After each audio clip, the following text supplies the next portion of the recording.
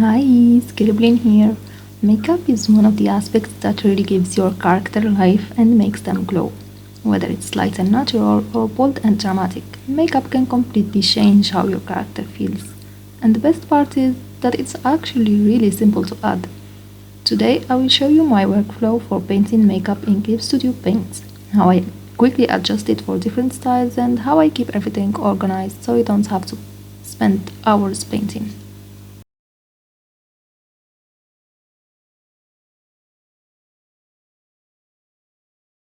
Before painting any makeup, I like to organize my layers first.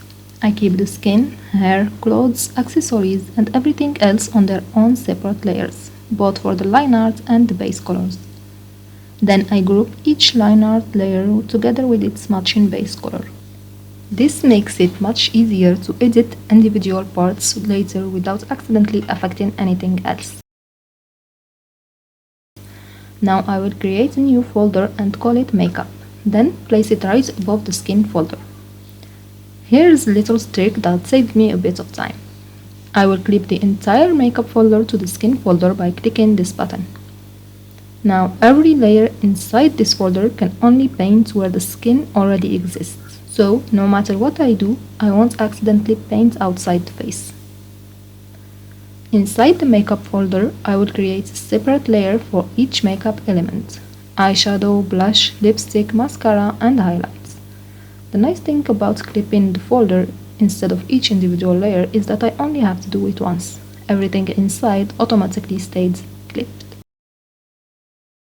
Now that everything is organized, let's start with the eyeshadow. I like to paint in simple mode since it gives you more room, so let's quickly switch to it by clicking this button. I picked 3 to 4 colors from the color wheel and they are just a little more saturated than the skin tone. It might not look like much at first, but we'll build it slowly. To make things easier, I created a new layer and placed it outside the clipped folder. Then I painted my eyeshadow swatches on it, and this way I can later just color pick them and apply them directly onto my eyeshadows. You can see I selected like a red, a very dark red, and a yellow or golden color, just so it matches my character. Then I will zoom in and I will place those colors on the eyelids using the mini pen. I chose the mini pen because I don't like to use the airbrush much, so I just use the mini pen and then I will smudge or blur or blend these colors into each other. The process is really simple. Place the darkest colors toward the edges and the lightest one at the center. Then just do the same thing for the other eye following the same process. Center will be lightest and edges are the darkest. To smooth out the edges, I use the Painterly Blender blending tool. You can use any other blending tool you want. I do this because makeup usually fades softly into the skin instead of having sharp edges or corners. Then to blend the colors naturally, I use the Painterly brush in back and forth motion. So I will go with my brush back and forth until I am satisfied with the blending. You can use the sharp eraser tool to clean up any bleed. If it starts looking too strong, don't erase it right away. Lowering the layer opacity is often enough to make it look much more natural. For me, I like how it's looking right now, so I will not be lowering the layer opacity too much. Because this is on its own layer, I can always come back later and change the color or intensity without repainting everything. Now let's add some blush. Since the folder is already clipped to the skin, I don't have to worry about painting outside the face anymore. For the blush, I use the same colors I already picked for the eyeshadow, but I shift them slightly towards the pink.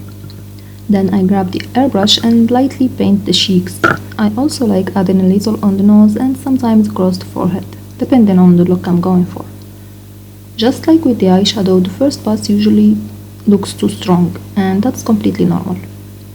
I switch back to the Painterly Blender and gently soften the edges until the blush melts into the skin. If it still feels a little intense, I simply lower the layer opacity until it looks natural. Because the blush is on its own layer, I can always come back later and change its color or strength without affecting anything else.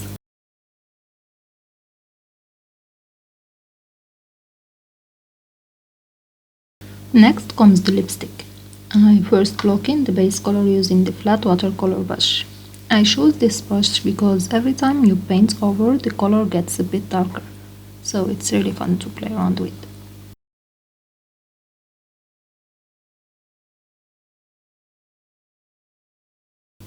Then I pick a slightly darker shade and more saturated and add it to the corners of the lip and anywhere that would naturally be in the shadow. To soften those transitions, I use the blender and blur blending tools since lips are naturally soft, so blending helps them feel more realistic.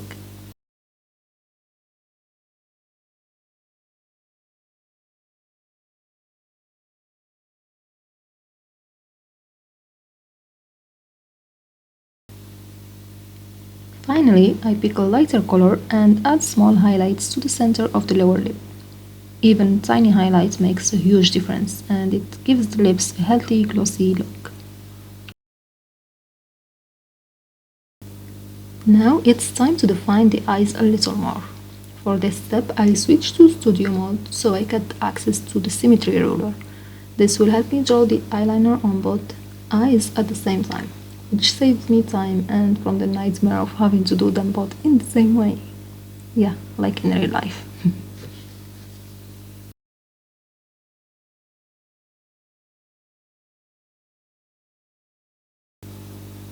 The Turnip pen is perfect for this because I want clean, sharp lines with thin edges. I start by slightly thickening the upper lash line and then the lower one. I also had fun creating unique patterns with the eyeliner, which unfortunately is going to be covered by the hair.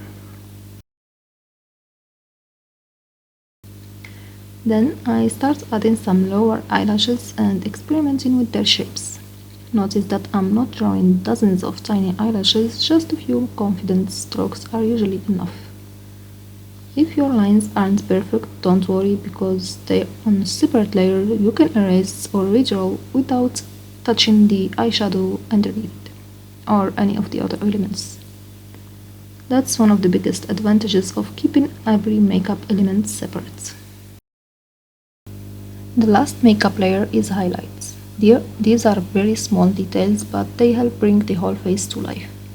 I choose a light coral than skin tone for the highlights.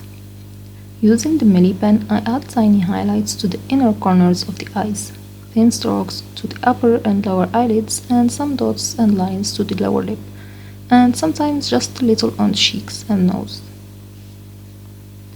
I don't add too many, just a few well-placed highlights are usually enough to make the makeup feel brighter without becoming distracting. I then set the layer modes to screen or glow dodge depending on the look I'm going for.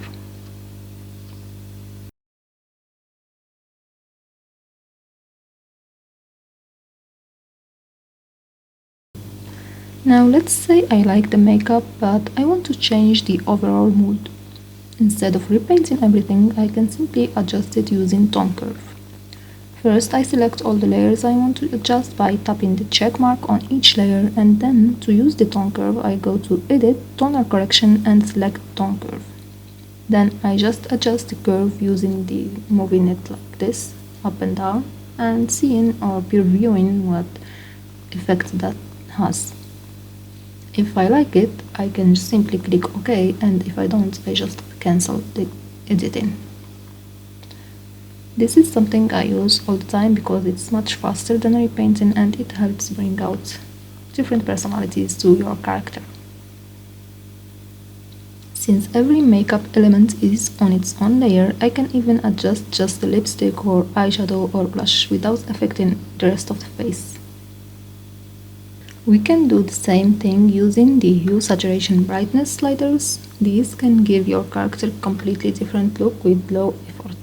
You just adjust the hue to change the color, saturation to change how intense the color is, and brightness for how dark or light the color is.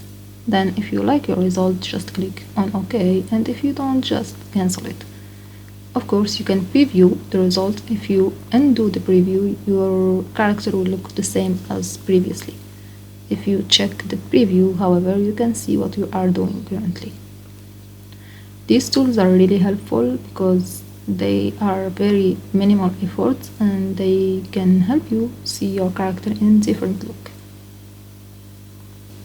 I hope my workflow gave you a few new ideas for your own characters, and thank you for watching and happy drawing.